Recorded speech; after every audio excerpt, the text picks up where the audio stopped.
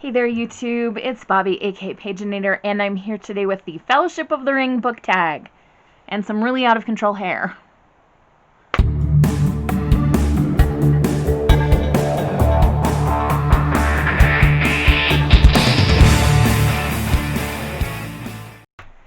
Alright, so first let's address the hair situation. It's way overdue for a cut.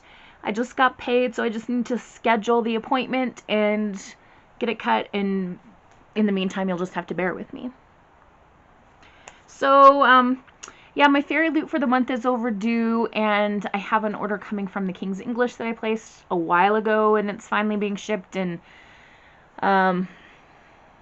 we'll talk more about that when the packages come. But for today, we're doing a book tag. I haven't done one in a while, and I was poking around online and found this one inspired by the Fellowship of the Ring, of course, from Lord of the Rings, and that's what we're going to do today. So this book tag comes from the Unputdownable Books blog, and I will put that site in the description down below if you want to check out their original post. So they created a prompt for each of the members of the Fellowship, plus Gollum, even though he's not a member of the Fellowship. They wanted to add him in there as well. So the first prompt is Gandalf, a book that taught you something. So for this one, I'm going to go with All Boys Aren't Blue by George M. Johnson. This is a memoir about a black LGBT man and his journey through life and self-discovery.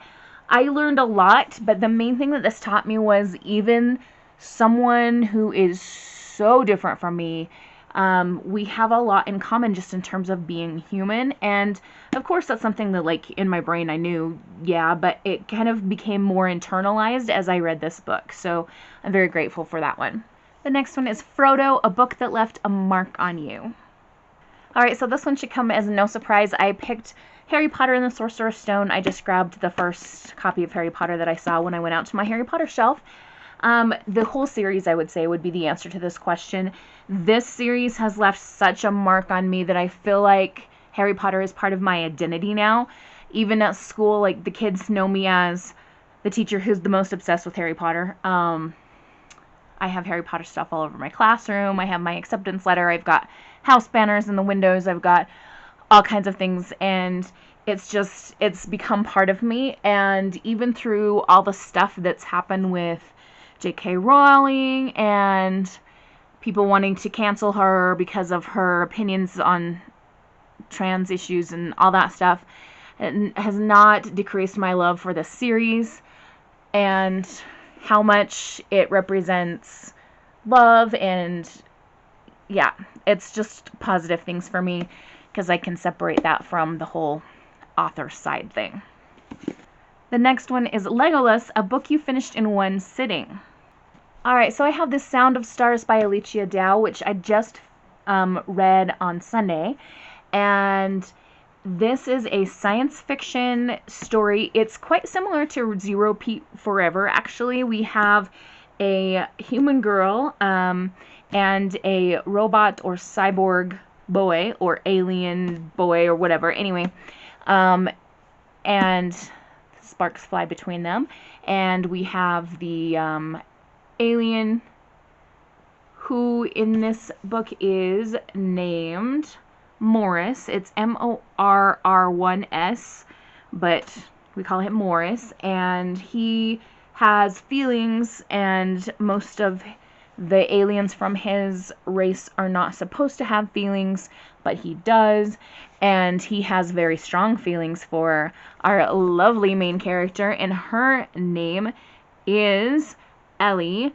She, her full name's Janelle, but she often goes by Ellie, and she has a passion for books, and they're not supposed to have books. They're contraband since the aliens have invaded Earth, but Ellie has 60 books, and she kind of runs this underground library. Well, Morris has a passion for music, and so he kind of hits her up and is like, you know how you help people with books? I'm not going to turn you in for that, but can you help me get some music?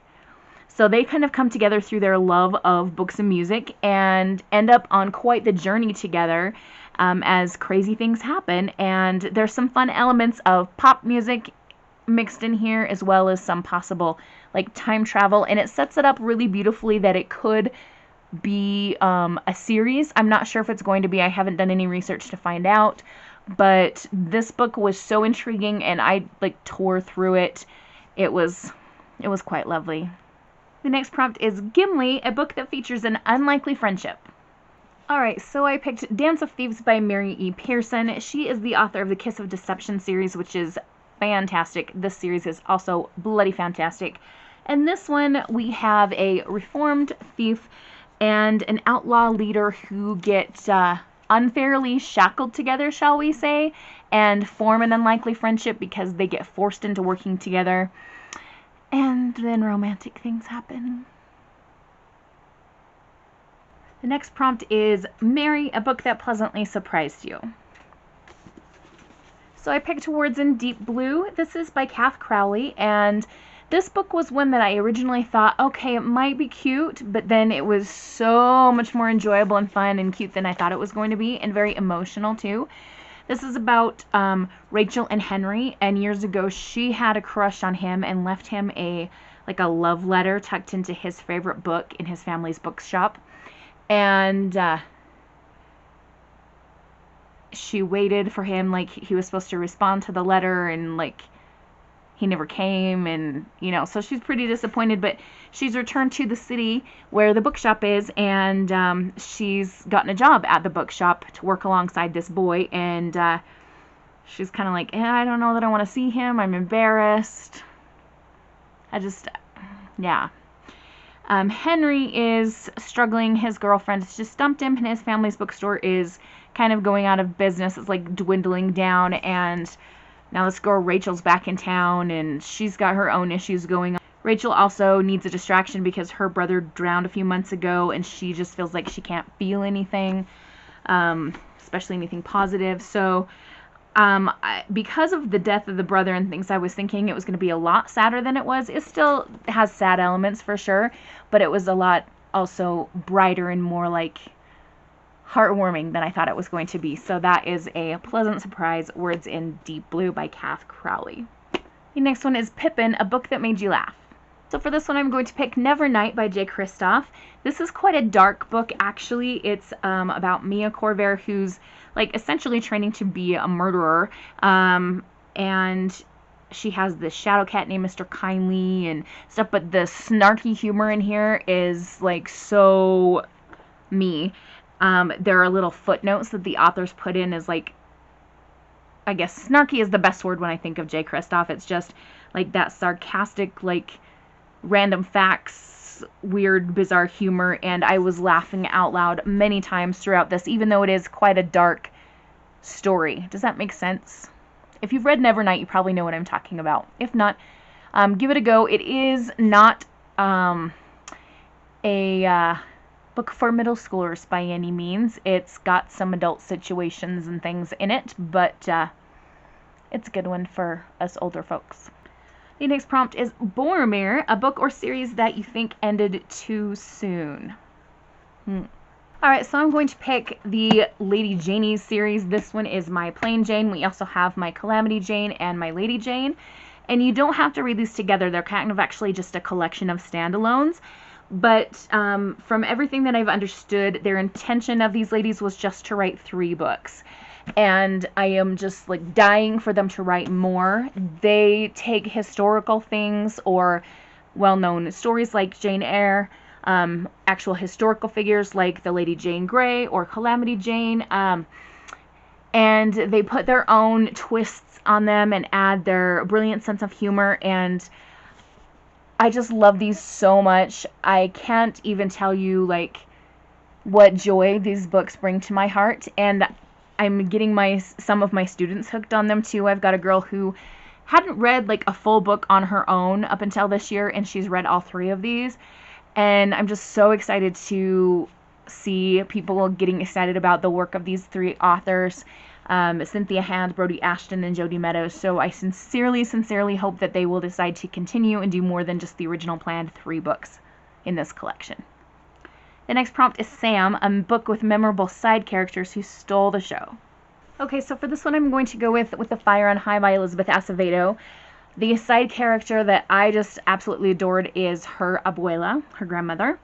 Our main character is a single mom who's still in high school, and she has a passion for cooking, and she loves her daughter, and she's a very responsible mom, and it's a lot about her struggle to establish a culinary program at her school and raise money for this trip to go to Spain and learn more about cooking and things. So there's a lot about that. The grandmother, I don't know if I could fully say that she stole the show, but she definitely like took charge of her own situation. She's got her granddaughter and great granddaughter living with her, so there is that generational like taking care of situation, and she is a very loving grandmother, but she's also not afraid to say, look, this is your child and I need my own life, so I'm gonna be gone, I'm gonna go do my own thing, and you are going to spend time with your daughter. And not that our main character doesn't want that, she's just like super overwhelmed. And she starts to wonder, okay, where is my grandma gone off to? Turns out grandma's got a boyfriend.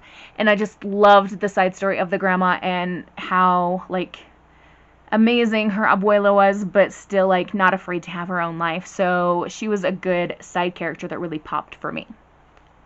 The next prompt is Aragorn, a good book with a bad or average cover. Alright, so I'm going to go with The Savage Song by Victoria Schwab. It's not a bad cover. It's just kind of average. And for the depth and the mood and the tone and like the feels that this book generates, it just kind of feels like this cover isn't up to scratch for me. It's basically a musical instrument and some words, and there's so much more to the story. Yeah, I better not start talking about this one because I don't want to spoil things for anyone. And when I get excited about this book, I tend to say things I shouldn't. So, yeah. And the final one is Gollum, a book that had great potential but disappointed you in the end. So, Gollum is bringing you my book that fits with this prompt. He's kind of see-through-ish and squatty, but he's here, protecting his precious. So I picked American Royals by Catherine McGee. When I first heard the premise for this, I was so excited. This is about, it takes the supposition that George Washington actually accepted the position of King of America after we won the Revolutionary War against Britain, and he was actually offered that in real life, but he was like, no, we're not doing that. We just escaped a bad King George. I'm not doing that to this country.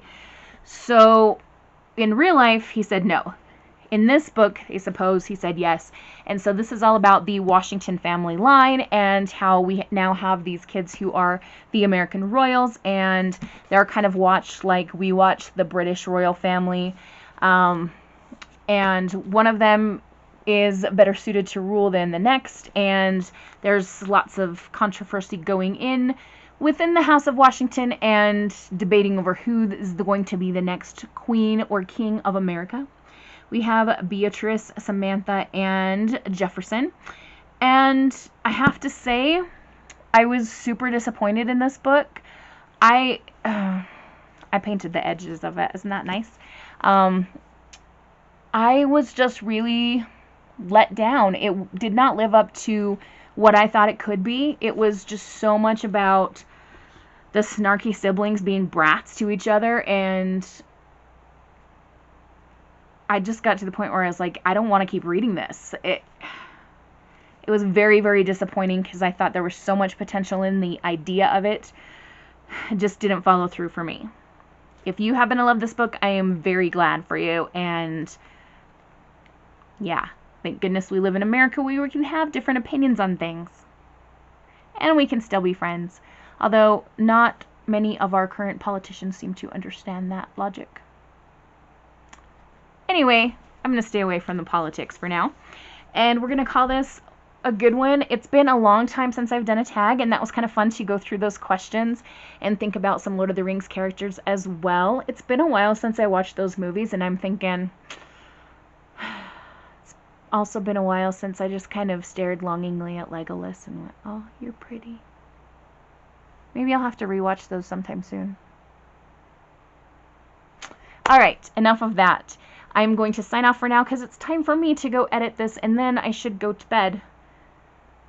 Or work on NaNoWriMo stuff.